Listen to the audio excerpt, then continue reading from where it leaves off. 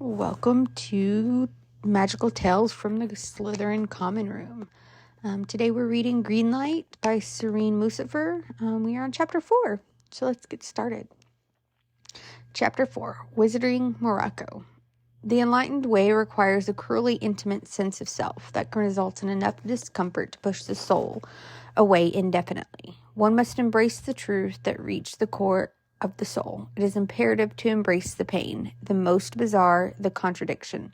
Safiya Al-Jabbar, 1915. Hermione cannot believe that she's actually done it. It should have been harder to leave her entire life behind, to say goodbye, though momentarily, to her friends and other life obligations. She'd even braced herself for a familiar curling anxiety in her stomach, the staggering trepidation in her chest that she developed in the past few years that stopped her from doing anything outside of her established routine. But none of it came, and Hermione continued onwards with her preparations, not stopping to ruminate why for once. The ministry had accommodated her request, allowing her to complete a few pending research assignments while she was away. When asked if she'd be back in time for the statue unveiling, Hermione had lied and said yes, and they'd believed her anyway. For once, she was grateful for the connotations, that involuntary acceptances that came with being the Golden Girl.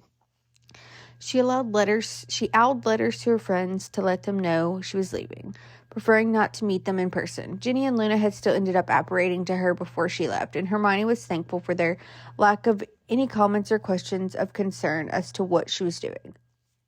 John was a harder obstacle to overcome, but she was surprised by how easy it was to leave despite it. She tried to meet him in his office several times to talk to him about her leaving and the one comment the paparazzi had sprung on her about their breakup. But Henrietta would always give her some excuse or another for his absence. Eventually, she waited for him at his office for 2 hours one day before her departure. Despite exhaustion stirring in her bones from the trip preparation and last-minute work projects she stayed up all night completing, she forced herself to stay in the waiting room and ignore the probing eyes of the receptionist. She had tried to be patient with him, was willing to put the extra effort in to sit down and communicate their needs, but she didn't know why she had to try so hard to convince him in the first place. She knew it shouldn't have mattered to her what he thought about her leaving, if it meant so much to her to go in the first place. Hermione just didn't know where the line was between nurturing her needs and wants and focusing on their relationship.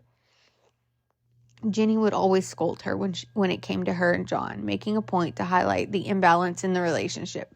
But Hermione never had enough experience with these things, and while she knew the relationship was an equal partnership, it was in her nature to be the one to put in the effort, to go the extra mile when those around seemed to loosen their hold. The sheer desperation with how she clung to the scraps of her relationships with her friends had been a constant throughout her life. Her tight grip on those in her life and her unconditional willingness to go above and beyond for them only seemed to have worsened during and after the war, when she realized just how quickly she could lose those she loved. If she wasn't careful, every one of them was like water slipping through her fingers. The steps she'd willingly and wholeheartedly taken for Harry's protection had always been one more than those around her, and she hadn't once stopped to ask herself why, simply because he'd been her first true friend, and there hadn't been a single day where she had loved him less. It'd also been the way with Ron when they were together. She'd always been the one to give more. She memorized Molly's blackberry pie recipe so she could make it for him after a long day at the pub, watched Quidditch games just to spend the extra hour with him. It had always been more, even when he'd never remembered to read her books, or would change the topic when she wanted to run a new project through him. When it came to John, and she found him giving her the same energy and time as Ron, she presumed that it was conventional, and any relationship she'd be in would ultimately mean an imbalance, with her carrying most of the weight. Now, with this new hurdle, she figured she had to at least try, that being in a relationship meant waiting the 2 hours for him, despite her own tight schedule and drained body. Yet the moment she seen his impassive face, something washed over her, and she felt the taut thread that was their relationship loosen. They talked, both of them stuck stubbornly to their own stance and unwilling to reconsider. Had it been any other thing, she would have given in, never even tried his hand She'd never even tried this hard for herself. She'd done it before, and she would have done it again now if it meant they weren't arguing anymore, and the anxiety that crept across her legs and arms disappeared. But this trip was different. Something inexplicably precious that she felt the need to protect and ensure it came to life. After an hour of the same circling conversation, she knew nothing she'd say would make him change his mind, so she got up to leave. He glared at her, red-faced, and she clenched her thumb in her fist to stop her skin around her nail from bleeding from when she'd scratched it furiously. She paused at the door, one hand on the knob, when he spoke up. "If you go, Hermione, there might not be anything left when you come back." She understood what he meant, and was surprised when her entire body relaxed, her chest sighing, as though the boulder on her back she'd just been climbing up the mountain was lifted off her shoulders. He often made claims of leaving when they fought, taking unspoken breaks from her for a few days before he showed up at her door again. They were taking a break now, and for the first time she cherished the untethered feeling when she left his office and didn't look back. He'd ended up not seeing her before she left, and Hermione was grateful for that as well. At Hermione's request, Amina had sent the entire itinerary and planned dates and scheduled rest stops so she could plan everything ahead. She'd spent her days reading all the Muggle and wizard books on the Cahifal Alnor that she could find, writing down her own theories and creating an elaborate reference text. Amina's jaw had dropped when she had seen all the things Hermione had planned on bringing with her, but Hermione knew there was no such thing as overpacking when faced with the unknown. She traveled with Amina through international port keys, and by the time they arrived at their destination, she was exhausted. But the entire process of magical traveling had Hermione feeling as though she was drunk on a mortentia. Having only traveled the Muggle way with her parents before, she felt as though she had arrived at Hogwarts for the first time all over again. A new yet familiar sense of nervousness hums in her blood, but she welcomes it like the first sprout of spring after a long cold winter. They met the rest of the crew outside the hotel they're to stay at, just outside Marahak, Amina's hometown. The group includes 9 individuals, including Hermione, of various skills and backgrounds. She's not sure exactly where she fits, but it's hopeful she can contribute to at least something useful to the expedition. She's nervous meeting new people, but the thrill of seeing the polite indifference and casual respectfulness on everyone's face when Amina introduces her is worth everything she left behind for the time being. She quickly realizes that other than Amina, a regional specialist named Lena Sala and another named Dana Nadam, the majority of the crew consists of men. She feels dazed as she shakes everyone's hand, trying to memorize the names of the people she'll be spending the next few weeks with. Eventually, the crew follows Amina inside to be checked into their rooms, leaving Hermione outside for a moment to herself. It's a pleasantly hot afternoon, and the wind is humid, and although she's aware of how uncontrolled her hair has become during the trip here, she lets the humidity seep into her pores and melt into her marrow. The sun is at its highest point for noon, and she turns her face to it, fluttering her eyes shut and letting the heat fan across her face. She savors the warmth for the weeks without the sun in London. "It's going to be a grueling trek," someone says behind her. She opens her eyes and turns to face the voice. It's the Italian man she was introduced to before, Tony Esposito, a field work expert who worked with Amina on previous expeditions. She thinks maybe he's in his mid-30s like Amina. Other than Hermione, he's the only non-local that she's met today that will be joining them on the trip. She's not sure how much of the war was known in Italy, but he hasn't shown any recognition of who she is, even though his eyes move across her face as if trying to place her. "Not quite like the ones you may have faced before," he continues, his voice thick with an accent. He takes out his cigar and lights it directly with a match. "Are you worried there are too many women on this trip?" she asks, raising a brow. "A fewer than I'd like, actually," he quips, scratching his beard. "But Amina told me this is your first time on an expedition of such sorts. We're going into territory that one could easily get lost in. Or perhaps find oneself in," Hermione retorts. The conversation feels like an initiation of sorts, and she's determined to get on the other side. It's as though she's back at Hogwarts, trying to prove herself magical enough to belong. There's no malice in his voice, but her defense mechanisms spark up anyway. It can be difficult for first-timers to handle. You'd be surprised to know, Mr. Esposito, that there isn't much that I can't handle. You speak as though you've seen war, Miss Granger. Your youth makes me hope that you haven't, but your eyes tell me otherwise. Hermione gives him a small smile and turns to tilt her face back to the sun. We all have our wars. Not all are visible to others. He shakes his head in disbelief, amused eyes searching her face once again. There's a moment of pause. Did you know, Miss Granger, when explorers were first mapping the world for unknown places and uncharted territories, they'd write on the maps, "Here, there be dragons." She meets his curious eyes with her steady ones. I'm not afraid of dragons. Strange, he says quietly, a slow smile tugging on his lips. That's the second time I've heard that today. Tell me, do you know someone? Hermione! She turns to look over Tony's shoulder and at Amina. I can show you to your room, Amina's jogging up to her. You must be exhausted and hungry. Lunch will be served in your room, and you can sleep in if you'd like. She nods goodbye at the wizard, who watches her intently as he takes another drag of the cigar. Miss Granger, he calls, blowing out a gust of smoke. For people I like, it's Tony. Hermione simply nods again, knowing she's past the initiation, and follows Amina into the hotel. We will be meeting for dinner later today to discuss logistics and next steps, Amina explains, leading her down the front lobby. The hotel is crowded with tourists, some checking in, others eagerly chatting away about their plans. I'll show you to your room. Your luggage is already there. I need to go find someone first, though. Do you remember the benefactor I told you about? He arrived early this morning. I just need to talk to him for a few minutes, and then I'll take you to your room. Who's the benefactor? Hermione asks absently, engrossed by the intricate designs on the glass ceiling of the hotel. She tries to keep up with Amina's swift pace as her eyes jump from the ceiling to the ornate pink and red flowers painted across the deep blue walls. Her fingers brush against the velvet leaves of a large green Montessori plant. Oh, well, yes, I suppose just this way, Hermione. I suppose I can tell you now that he's here. No point in keeping him a secret. I'm not sure if you know him personally, though. Amina says, walking through glass panel doors and into the courtyard, towering palm trees curve across the white looming walls of the yard, billowing against the warm breeze. Amina leads her way down to a set of white stone steps. Hermione lags behind to let an elderly couple pass, though, first.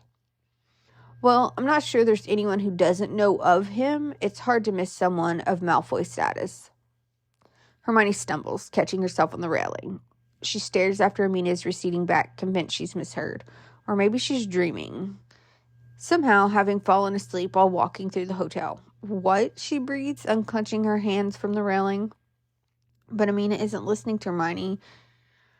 Watches, dumbstruck, as she walks toward a man with strikingly familiar blonde hair sitting on a bench in front of a wall of red roses. Hermione's legs are leaden as she tries to take another step forward. The man's lean body is curved over what looks like a black journal when Amina bends down to say something to him. She can physically feel the seconds pass as she nods, and then Amina is waving to Hermione, is standing, and she's convinced all the air leaves her body. Malfoy's head snaps up in her direction, and she watches as he squints, a pale hand instinctively flying to cover his eyes from the sun blazing above her. She registers the exact moment his eyes collide with hers, and they both freeze. It's unfair. That's the first thought that comes to her mind. It's unfair for someone to look as good as he does. She hasn't seen him in person for years, not since she last saw him outside the Wizengamot after her testimony on his behalf. She had gone without telling Ron and Harry, scared that their friendship would end, or worse, she'd be stopped from going at all. It was the only time she used the privilege that came with her name and requested to be kept anonymous in the trial transcripts.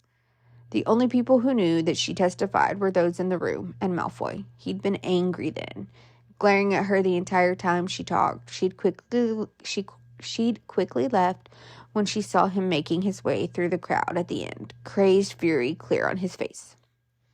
There's no fury on his face now, just a cold blank mask, a veiled armor he's perfected against the world, preventing others from seeing through any cracks. He stands up, his body unfurling, and the movement causes her eyes to subconsciously drift across his body.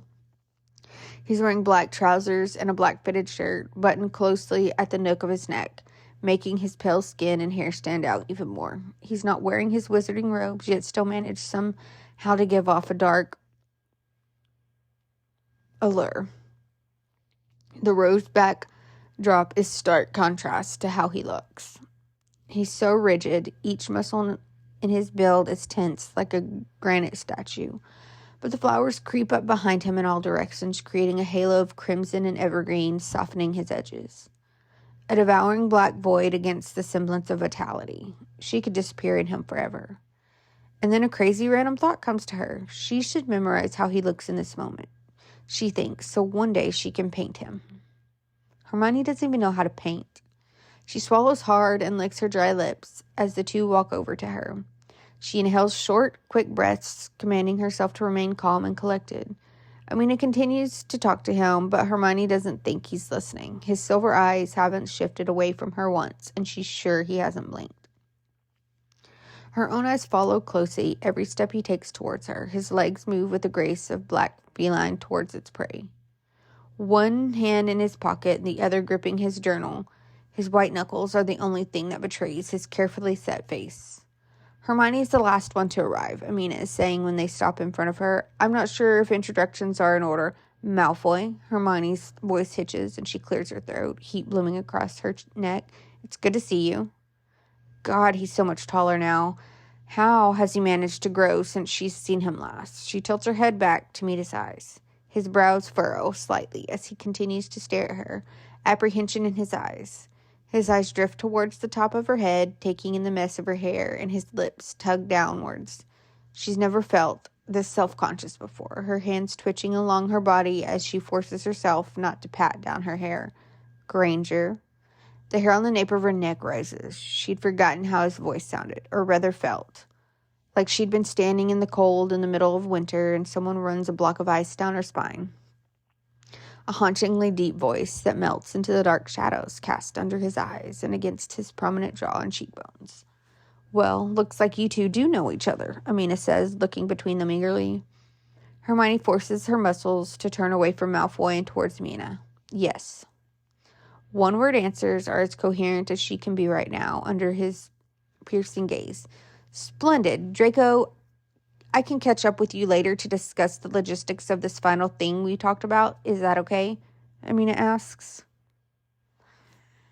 Hermione's taken aback by the casualness in which Amina addresses Malfoy. There's a sense of familiarity between the two that sparks Hermione's curiosity. Malfoy drags his own gaze away from Hermione and gives Amina a short nod. Hermione's vaguely aware of Amina saying something and taking her arm, moving them away from Malfoy and the courtyard. She stumbles slightly up the steps as she tries to process the encounter with Malfoy and the words being thrown at her. He's your neighbor. What? Hermione asked, eye snapping to Amina. The room next to yours is his. Amina clarifies. I offered a larger one because, as you know, he's funding the entire thing, but he insisted the smaller room was okay. Oh. He's staying next to her, and they're sharing a wall. It means nothing, really, because the more peculiar fact is that he's going to be on this trip with her. It's such a baffling turn of events that it's almost comical, and Hermione wants to laugh. Instead, she doesn't think at all and turns her head over her shoulder to look back. Malfoy hasn't moved. Not a single muscle has relaxed. His eyes are downcast, and it's as though he feels her looking because they lift up at her. His tall, dark frame becomes smaller, but she can still feel his stare when she turns back to the front and disappears inside. Despite the adrenaline that came with the shock of seeing Malfoy, Hermione knocks out the moment her body touches the bed, every bone and muscle weary. She wakes up starving, having missed breakfast because of the travel and lunch, and somehow, despite being neighbors, she luckily misses seeing Malfoy until dinner. She doesn't know Malfoy at all, but she suspects he resolved himself to burrow in his own room so as to miss seeing her, just as she'd done. She's not sure where they stand, and while her curiosity makes her want to delve further into him, her gut tells her to hold off just a little longer. She's sure he's shocked just as much as her with the change of events. But there's also the possibility that he's indifferent enough about her presence that she's the only one reeling. That of the two, she's the only one reeling. Dinner is served with the entire team out in the courtyard, and Hermione sits down next to Amina. Taking in the kaleidoscope of colors and spicy aroma, she hungrily fills up her plates. They're staying at a Muggle riad that's been converted into a hotel, and Hermione desperately wants to know how Malfoy is coping without public displays of magic. She wants to ask him why he's even there on this expedition, willing to work amidst Muggles and live in the conditions of the expedition that contradict the comfort of the manor. But he's busy scorching holes into his plate that Hermione decides it's best not to bring it up at all. She tries her best to participate in the conversations as she eats, laughing when Tony jokes and answering questions. She gives in quickly and tries to steal glances at Malfoy, who notably sits quietly while others converse around him. Since saying her name, he hasn't acknowledged her directly, and she doesn't know how to exactly go about this. The only mutual they share is Amina, and if it had been anyone else from home, she would have said something as a display of camaraderie. But with Malfoy, she doesn't know where to start or what to say that wouldn't result in him glaring at her. As the dishes are cleared, and a local mint tea, is served around the table, Malfoy takes out his black journal and starts writing in it. It's rude and so unlike the aristocrat table etiquettes she knows he's been forced to learn, but he continues to ignore the conversations around him. She watches the intense scratching across the pages and resists reaching over and snatching the journal out of his hand to see exactly what is so important to note down right now. Despite there being no recognition of who he is or his past amongst the group, he hasn't relaxed once. His shoulders tight, his jaw clenching every few seconds. She knows some of it, if not all of the tension, is because of her presence at the table, but she can't figure out for the same reasons as before the war or because of something entirely new that she's done in recent years, other than her testimony, of course. She's also painfully aware that she's spending more time thinking about Malfoy and his intentions than he'd ever even spare thinking of her name. She can't help it, though, because it's Malfoy, and he takes up so much of the air in the courtyard without even doing anything. Her eyes catch his left thumb mindlessly rolling in a black ring with a green stone on his forefinger. It's only when Amina takes out a brown leather-bound journal that Hermione can look away from his long, pale fingers. Is that the journal, she asks, as a way to focus on something else other than counting how many turns he makes with his thumb. The table quiets down at the question. Even Malfoy's hand mercifully pauses. A replica, Amina explains, passing the journal around. There are quiet murmurs as others flip through the pages of the diary. Obviously, we cannot have the real thing here, but this is as good as it gets. It's going to get. Other than the standard accounts regarding the cave, this journal can be seen as an incredible source for finding the Kahif Alinor. What's her story anyways? Idris, a guide specialized region, asks. He lights a cigarette and passes the matches to Tony. Safi Al-Jabbar was a young, wealthy Egyptian woman married to a Russian aristocrat, Hermione says as the journal finally makes its way around to her. She holds it gingerly in her hands despite it not being real. She can't wait to delve into it on her own, read the words, and learn more about the witch. She was a powerful witch of her own accord, coming from a long and ancient line of magic.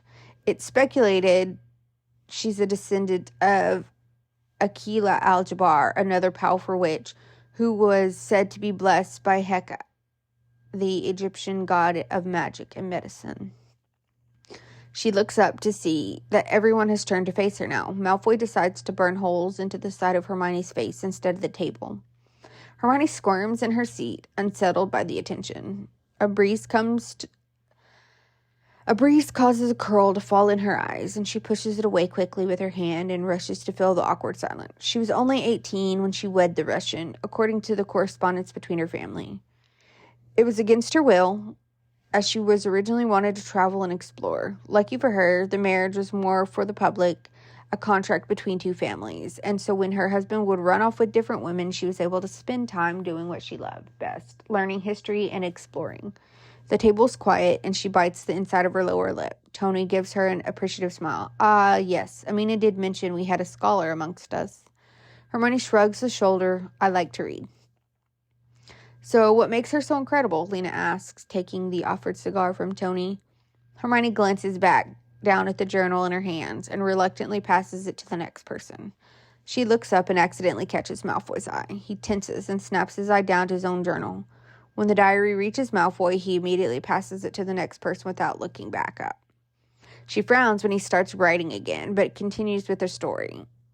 With money at her disposal, Sophia was able to gather a team much like this, but larger and exponentially more sophisticated for her time. Other than a single handmaiden, there was no one else from her household who went with her. Sophia was a witch, and as so, she was the first to use magic to outline her travels and search for the cave. Amina adds when the diary gets back to her. According to records, during the expedition, there was an accident, and most of the crew died. She highlights the accident in the diary, but there are also passages of her still mentioning the cave right after, meaning she continued the trek and found the cave. Eventually, she was rescued and did end up going back home to Russia. What happened to her after? Tony asks. Hermione fills an empty cup with another round of Atah. Soon after returning from the trip to Kahif-el-Nor, she died in a fire at her estate that took only her life. Her husband wasn't home then, apparently away on a trip to Greece. The diary was the only thing that remained unscathed. No one really knew of the diary or what happened in the expedition until after she passed. It's suspected that it's likely she found the cave. There are references to Nor, which also translates into light. It's likely that she used the term to mean the cave or enlightenment.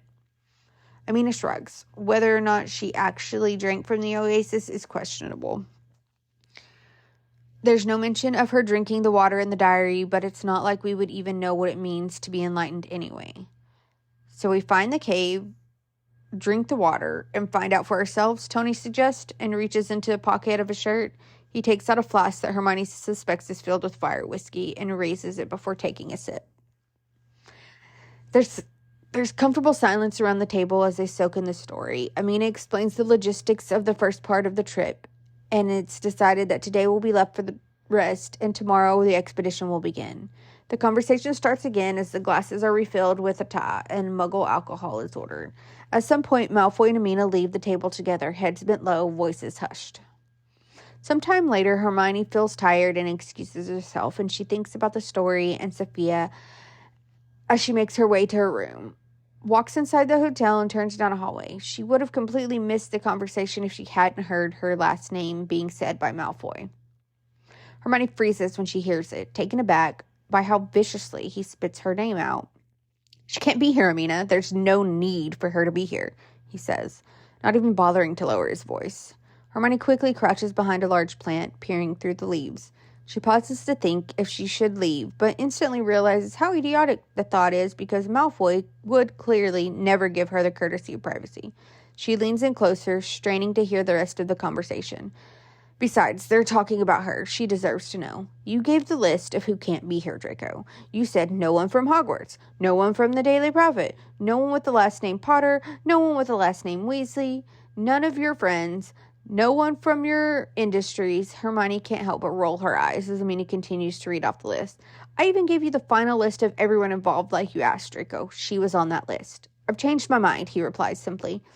His voice oozes with arrogance and familiarity of a tone that makes her want to throw a leaf at his head. I can't just ask her to leave, Draco. I practically begged her to come, and it's too late now to turn her around. I'm sure you could think of something. Say it was a mistake, not enough resources, anything, but she needs to go. Are you going to withdraw the funds if she stays? Amina asks dryly. What? Of course not. That's ridiculous. The money is yours, Amina. Great, then it's settled, Amina replies, uncrossing her arms and turning to leave. Hermione stays. Footsteps echo down the hallway, and Hermione quickly straightens and turns to take a long way across the hotel to go to her room. If she's honest, she's not surprised. Of course he's still a prick who has a problem with her for some bizarre reason that's rooted in sheer stubbornness and unwillingness to accommodate changes to his own plans. She'd made up her mind after her nap to act civil because, after all, she didn't truly have a problem with him. Not like Ron or Harry. She was even willing to put everything behind and maybe even chat about the weather now and then, strike up a conversation about the cave, like normal professionals working on a project. Hermione stands in the middle of her room, hand on her hip, trying to puzzle together the entire evening. She feels very much like a sleuth, and while she's furious that Malfoy would even dare to have her removed entirely, adrenaline thrums in her veins with this new information. Based on what Amina said about the benefactor wanting to stay private, Malfoy had ensured no one would know that it was he who was associated with the project as a way to not deter people from the trip. And if he had known she was coming, it meant he was okay with her coming. What doesn't make sense is why he would be okay with her coming at one point, but then completely change his mind when he saw her in person. What was it about her that made him so adamant about her leaving? Anger builds in her chest, and she's surprised at how deeply she feels about this, considering she hasn't cared this intensely about something in a long time. What she's not surprised about is that it's Malfoy who has brought out this newfound intensity in her. It's so like him to turn everything around and make it about him, and a hysterical laugh gets caught in her throat at the nostalgia of it all. She turns to face the wall she's sharing with him and spends a good 10 minutes thinking about how she can make things worse for him with this barrier between them. In the end, the sound of the door opening outside drifts through her open balcony and brings her out of plotting. She pauses and then quickly reaches to switch the light in her room off. She edges closer to the open door and peers outside. The balcony looks across the secluded portion of the courtyard. Music coming from the busier side of the courtyard mingles with the sounds of crickets and the willowing of trees in the night breeze. The silver moon shines brightly into the courtyard, and when she looks outside and to the left, she inhales sharply as the blonde head bobs around in the dark. Malfoy's pacing back and forth across his own balcony, his silhouette shrouded in moonlight, which only highlights the luminescence of his hair. He stops and turns so that his back faces Hermione and runs both his hands roughly through his hair and down his face. He pauses, palming his face, and exhales loudly into his hands. He's agitated, and it's a rare moment to see him unnerved from his usual composed self, that she can't help but stare at him from her room. She smirks to herself because while he's ruined a perfectly pleasant night for her, she's obviously had an equal enough effect on him, and it's thrilling to know that Malfoy won't be sleeping comfortably tonight. A cool night breeze ruffles Hermione's hair and Malfoy tenses, his back muscles rippling against the night shadows. She has just enough time to snap back into the darkness of her room when Malfoy whips around in her direction. She doesn't dare breathe, biting her lip tightly, and grips the side of her walls so she doesn't fall face forward. He waits a painful second, passing, as Malfoy stands fixated. But then there's a series of shuffles and she hears the door to his balcony closing. She exhales and shakes her head in frustration. It's disconcerting to see the effect he has on her. It's been less than one day with Malfoy, and already Hermione's unraveling. Who does he think he is to determine when she can or cannot stay? Like hell she's leaving. She thinks as she goes through her night routine and takes her draughts, she falls asleep that night, with Malfoy a curse on her lips. And that's the end of chapter 4. I will see you guys in chapter 5.